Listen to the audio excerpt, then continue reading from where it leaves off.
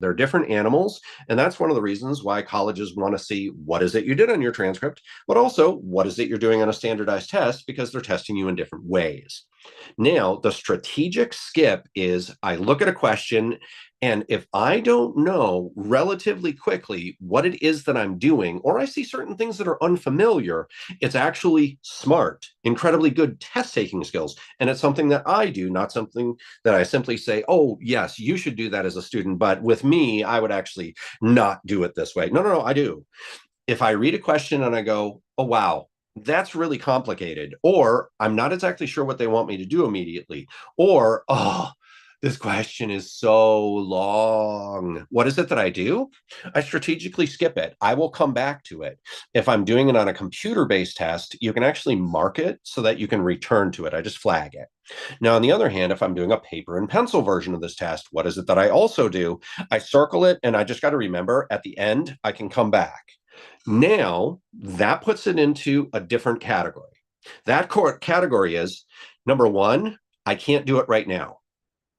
Or number two, I can't do it ever. Sometimes you're going to see a surprise question that you've literally never seen before. The SAT does this every so often.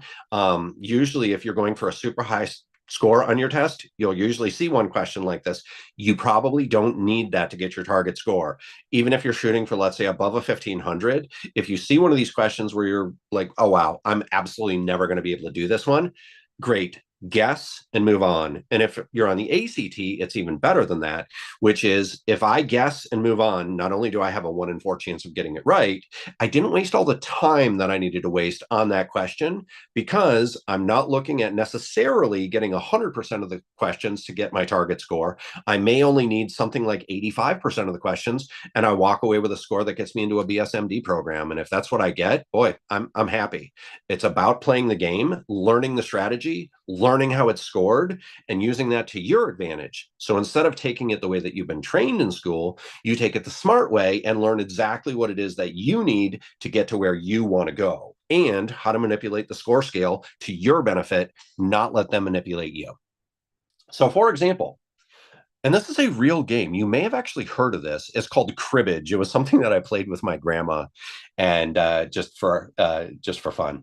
And anyway, in a combination card and board game, points are calculated by adding the numbers on the faces of the cards with the purpose of matching the. I'm sorry, reaching the sum of 15. So if you read the rest of this, it's a really complicated problem. So first, I've already made it difficult because you've got a card game, but it's also a board game. You've also got to pay attention to the fact that you're going to be counting up things that are on cards, but it's not things that you're normally used to doing. It's not like Texas Hold'em, which people may actually know the rules. You're trying to make things add up to 15. And if you do so, it's worth 2 points. And if you have three cards in a row, then that's 3 points. And if you have a pair of cards, that's also 2 points. Now, what they're going to do is they're going to give you a set of cards, which is a 4, 2 5s, and a 6. And then you actually have to calculate what the score is. So then you have to go back and say, wait, if I make things add up to 15, that's 2 points. How many times can I do that? Even getting to this point, you've really already started wasting time. Even some of my very best students, the very first time they go through this, I ask them, how is it that you would do this question on test day?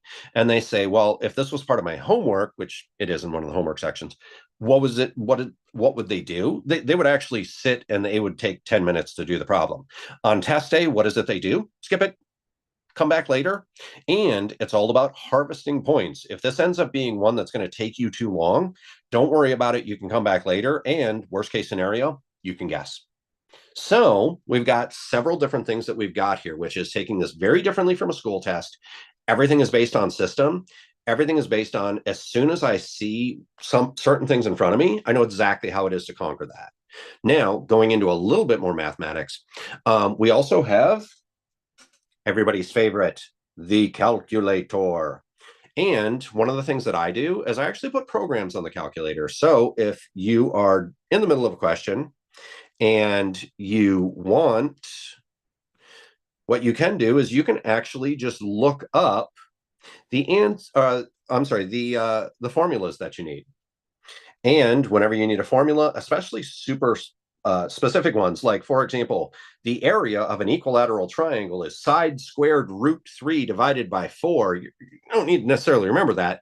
You just look it up. It comes up on one difficult question, but it's a difficult question that you're going to get that probably other people aren't going to get. Now, other things about math, if you know exactly what the system is, then you really never get surprised. And then after that, when we're going over the types of problems, it'll be great. Let's look at things in terms of what is the math. So, do I know the special average formula that they use? Did I use it correctly on this question? Am I able to do a weighted average? But it's also then, okay, let's go to the answers. Was I able to use the answers to my advantage so I could get rid of the wrong ones? Also, see which answers did have the characteristics that I was looking for, and you get used to looking for the same things. Now, let's go to the grammar system. This is kind of interesting. First, grammar is not done in the same way that it's done for most people in school. Most people in school learn MLA and they think, oh, MLA, sure, that's the documentation style. So what you do is that's how you put a notation and you put the author's name and then you put the page number or whichever reference source that you used, what web page you went to, the date that you accessed it. But actually, anything that you do with MLA style is an entire style, not just citations. So what that means is if you're used to doing MLA, you're used to sprinkling commas as if they're croutons on a salad. Okay, not the way it works in the grammar system that they actually use, which is called Chicago Turabian.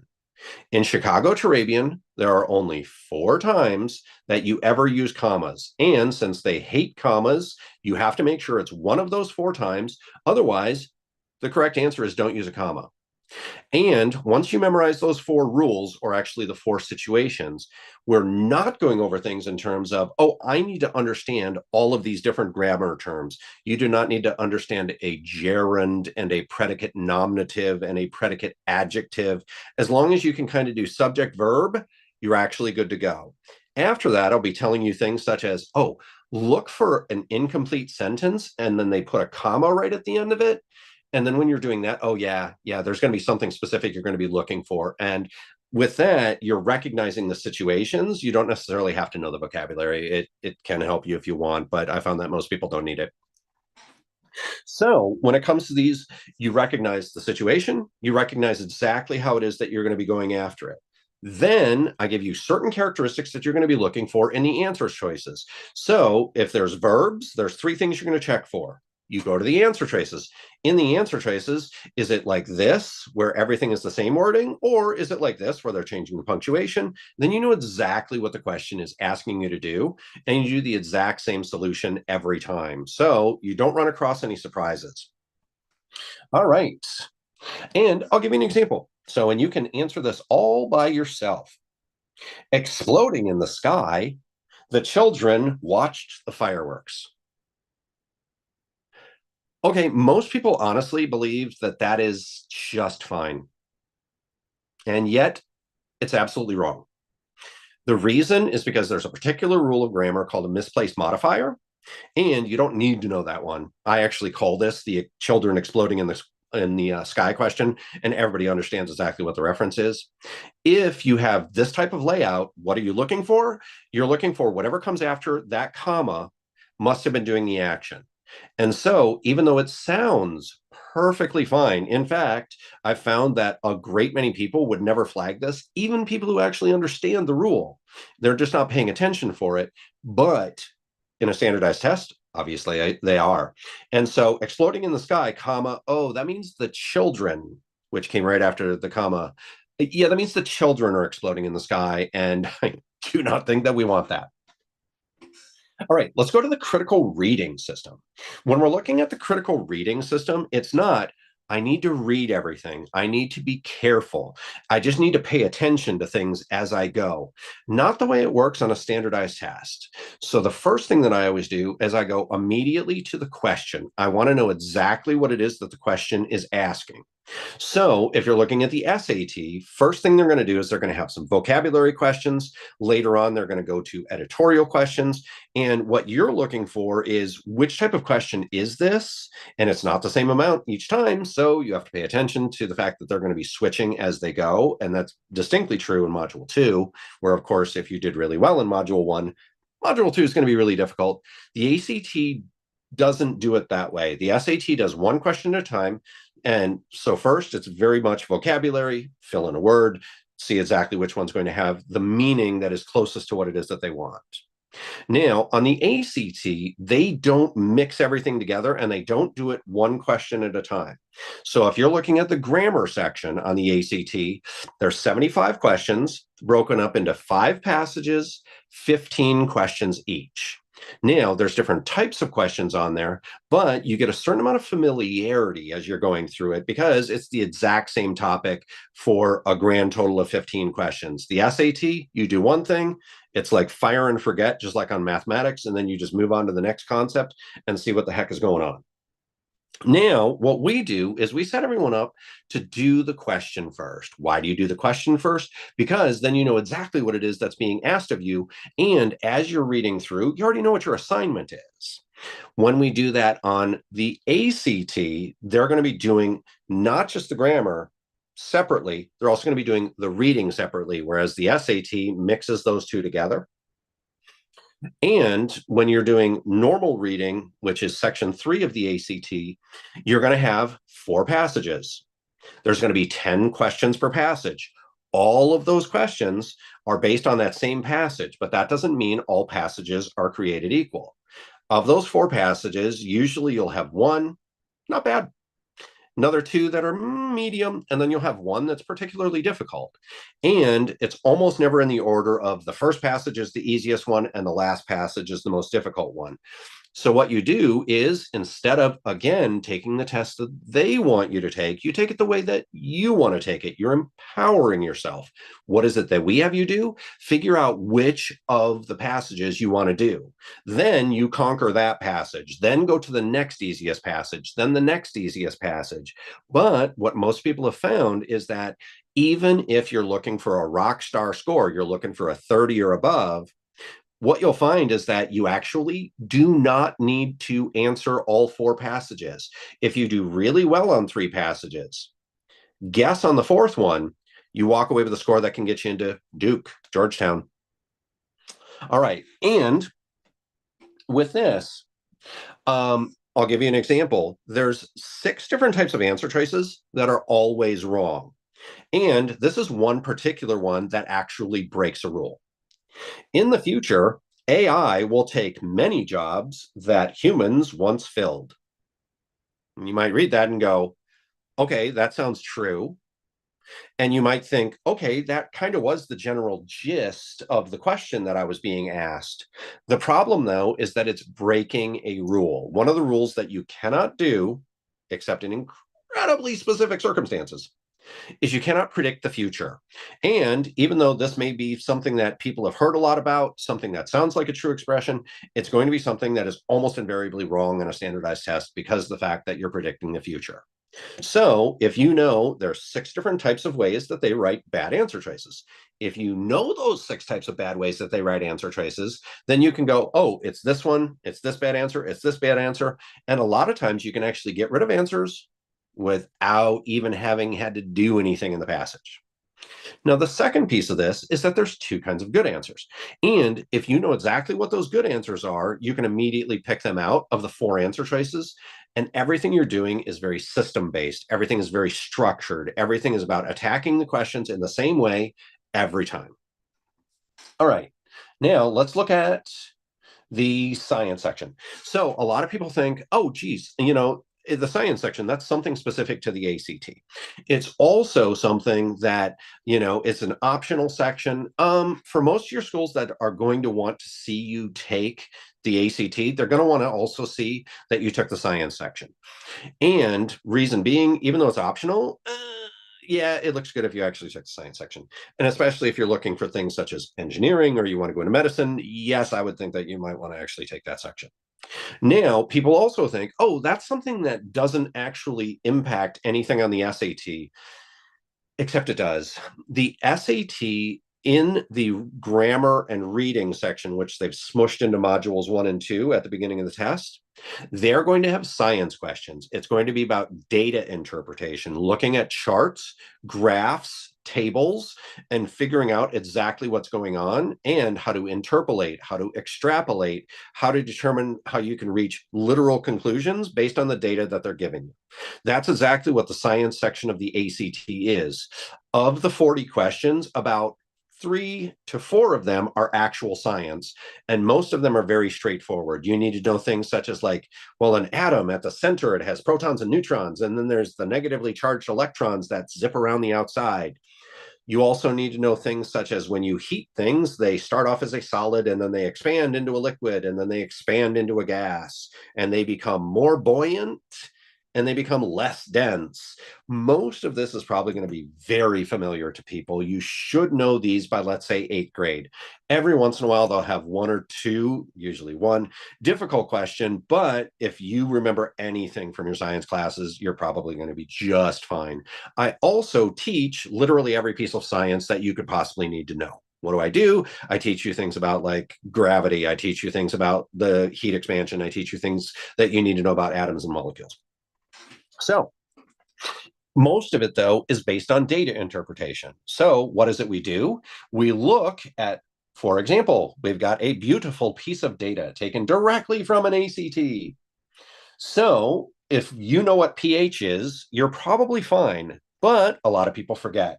And then I'm looking for what it's doing on my left-hand side, my dependent variable. So you have to know independent variable, dependent variable. You probably know that from math anyway.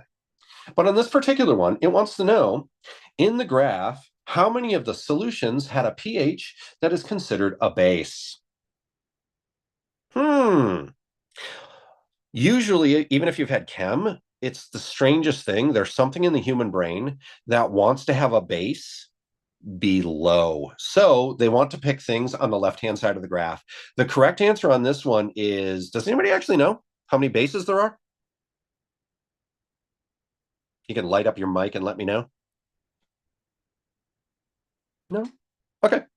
The correct answer is, yeah, it's only one. It's the 8. A pH of 7 is neutral. Anything less than that is an acid, all the way down to 0. And anything above that, up to 14, is a base. Once you know that, it's good for almost always 1 question per ACT.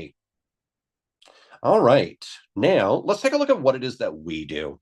For us, obviously, we teach you system. We teach you the quickest, easiest way to do everything. So if somebody needs more help with math, that's fine. We can do that. If somebody needs more help with the English language and reading, we can do that.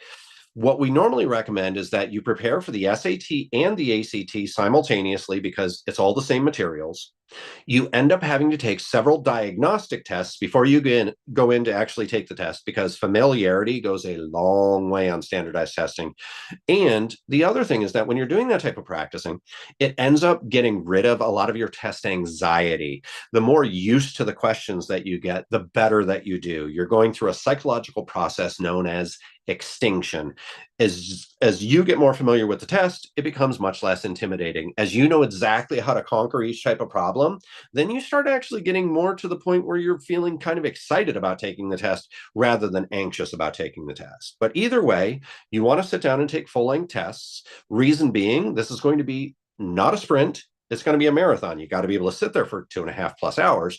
And so why do you take full-length tests? Because that's what you're going to be doing on test day. We want to make sure that you don't peter out and lose points at the end because you're running out of energy.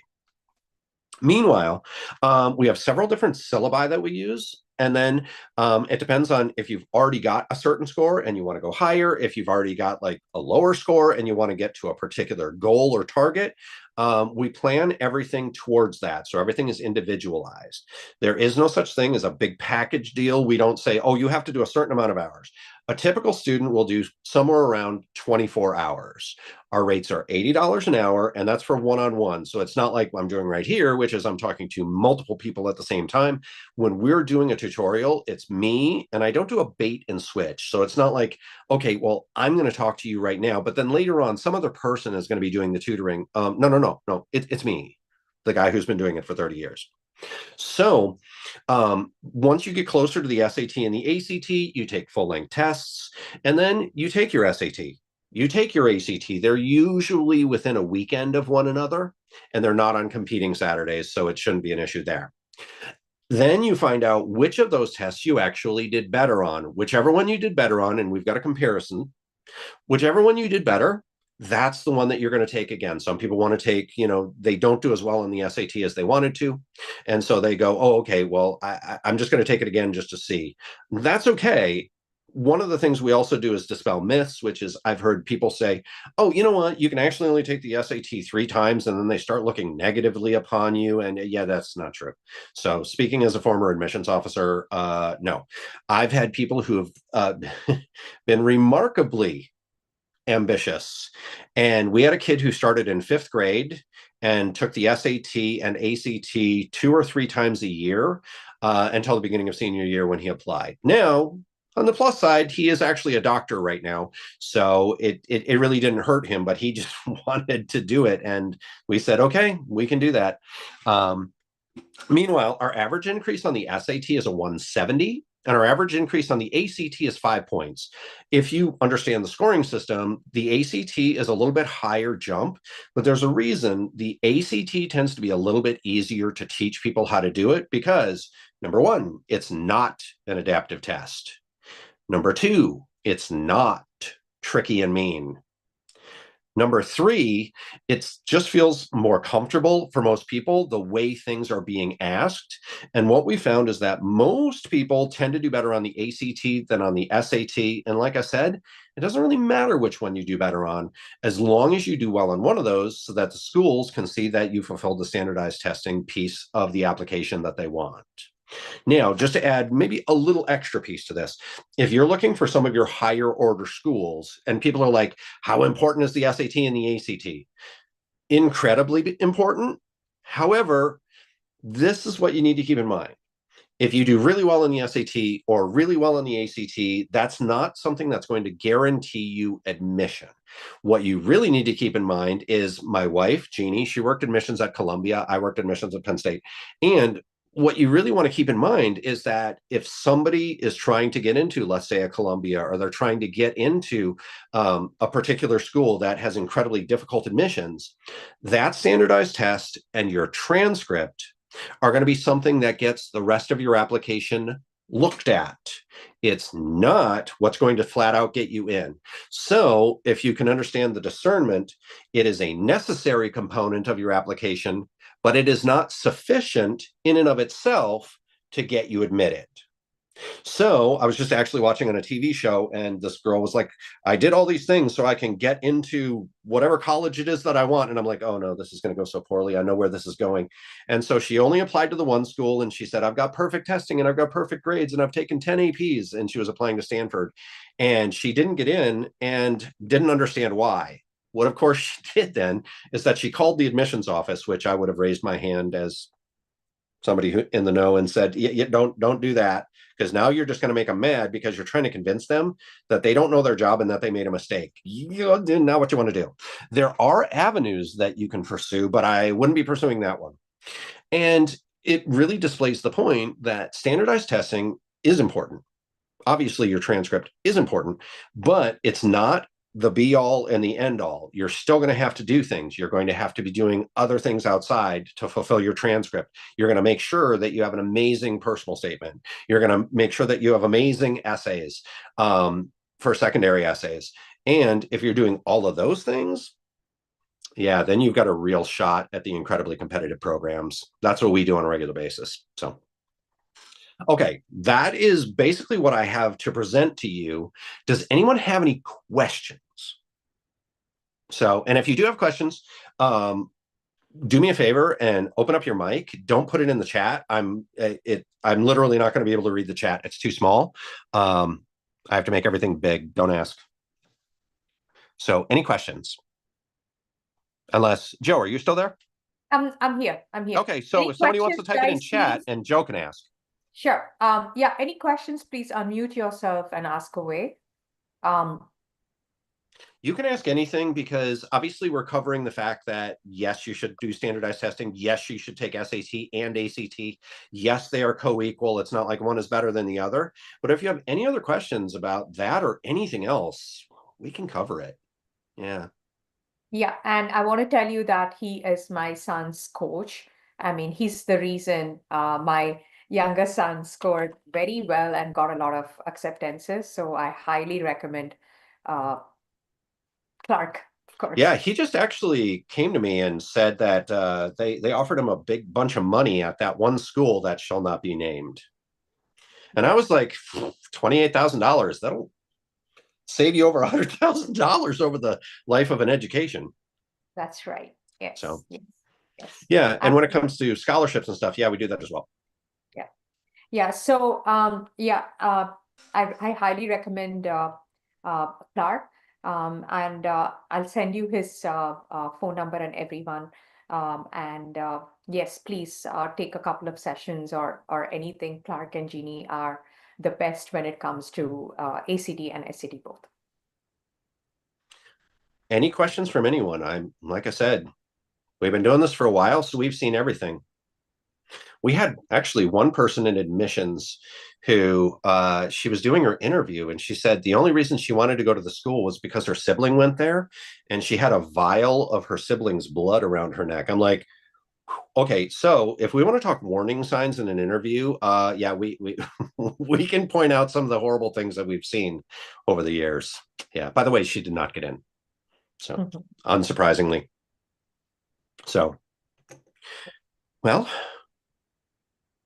I either did an incredibly good job and nobody has any questions, or everybody's got exactly what it is they need. So, but if you have any questions, now's the time. And you can also, my information is there on the sheet. You can obviously email us, you can text us, let us know what we can do.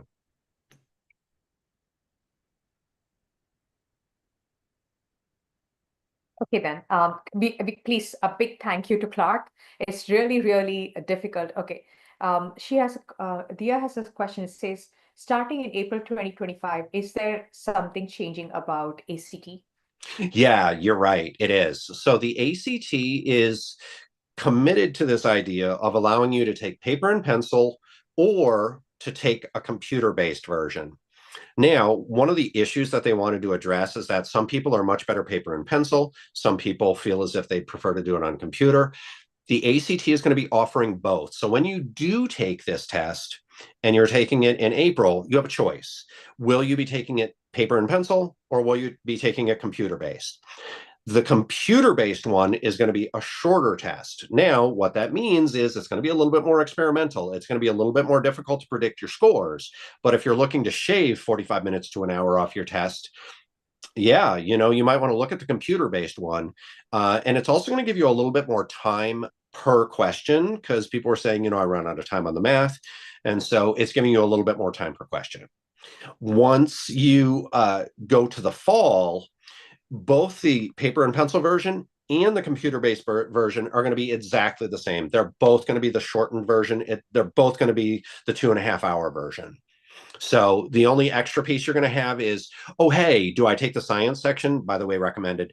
The ACT, as of right now, and they may change this, we'll see, they may still be offering the essay version. And there's only like 6 schools in the country that require the essay, and they're not big name schools for the most part. So I would look it up before you even think about taking it. However, let's just say for fun, you do want to take it. It's very formulaic. We can tell you exactly how to take the essay portion of the ACT if that's the route you decide to go. But in short, yes, you can take the computer-based version or the paper and pencil version. The paper and pencil version, as of this April, is going to be longer. It's also going to be the same when you take it in June. and when you take it in July, because they offer summer testing now. But once the fall rolls around, September, that's when they've said they're going to switch everything to you can still take a paper and pencil, still take a computer, but both are going to be the shortened version to be a little bit more competitive with SAT. I saw another question pop up.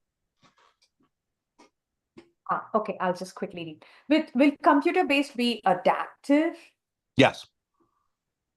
Okay. So I do not know. What is the question? What is the question? Dia, do you want to unmute yourself and ask Clark? About adaptive. Yes. So I can tell you. Yeah, I gave you. Yeah, go ahead, Dia. Yeah, sorry, Dia just walked out.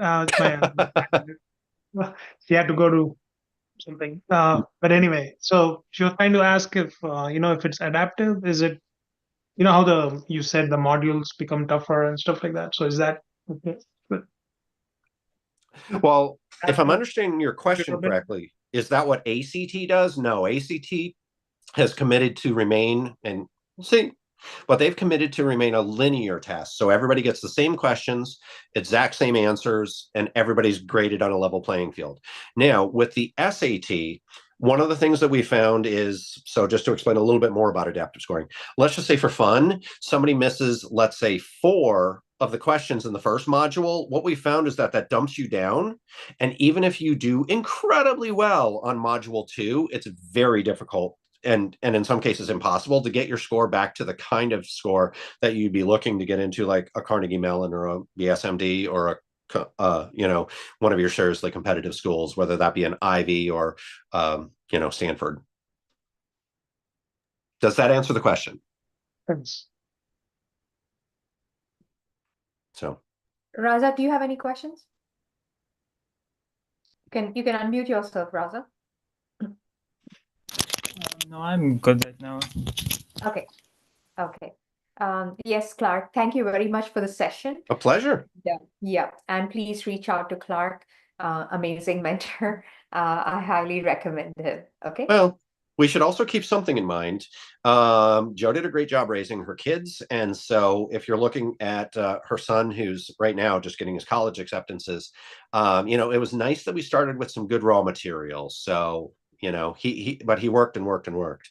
And, it really is about follow the system, do your work, and you can get the results that you want. And you can really, really take control of where it is that you want to go.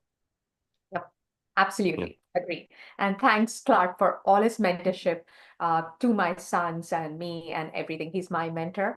So, and he and Jeannie are the de facto when it comes to ACT English and science and math and everything. Nived really did well under them. Okay. Yeah. Well, the other thing is we also do the MCATs. So when you're like, oh, geez, I actually need to take this to go to med school or law school, we do all of the tests, all of them. They're all very, very similar in the reading and the grammar and the math. So we do that. When you want to go to business school and you want to take the GMAT, let us know. We do it. Okay. So, yeah.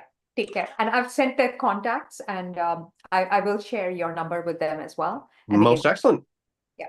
Okay. Thank you, Clark. Thank you, Joe. Bye. All right.